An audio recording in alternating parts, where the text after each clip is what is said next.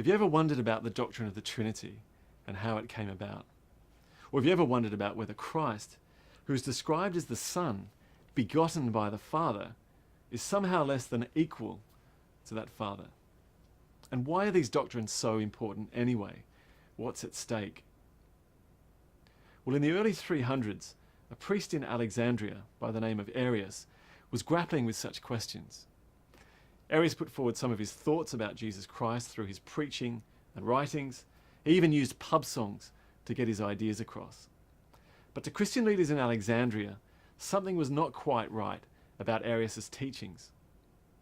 Of most concern was Arius' view that Christ, the second person of the Trinity and the Son of God, was not equal to the first person of the Trinity, the Father, but rather, according to Arius, the Son had been created by the Father at some point in the past.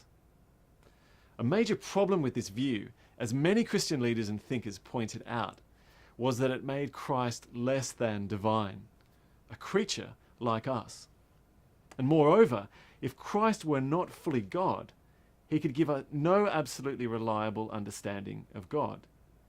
His saving work on behalf of humanity could also have no absolutely reliable foundation or permanence, and nor should he be worshipped as God.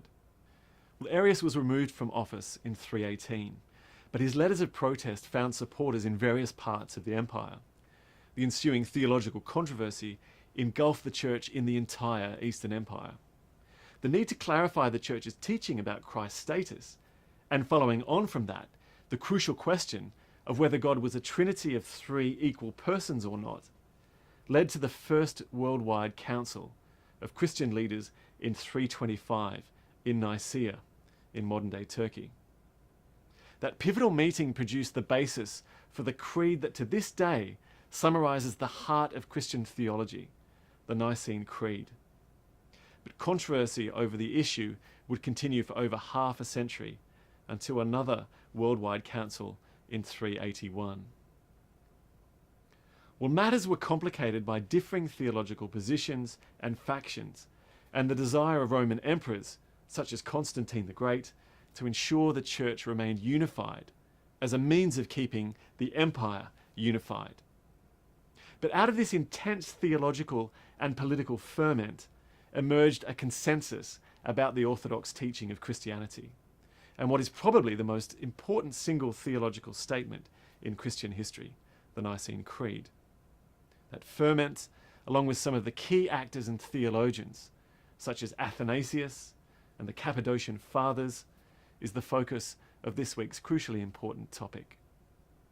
As usual, have a look at the discussion questions for this topic in the reading section below, and keep those discussion questions in mind as you read through the lecture notes and the readings in your two textbooks, Hall's Doctrine and Practice and Stevenson's A New Eusebius. It's worth noting, however, that from this week onwards, we'll be using Stevenson's Creeds, Councils and Controversies, your other textbook, which picks up the story after 337 AD.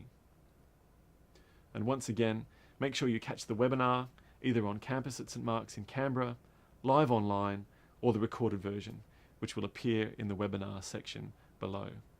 As always, please get in touch with me if you have any questions or concerns. I look forward to your insights in the webinar and on the discussion forum.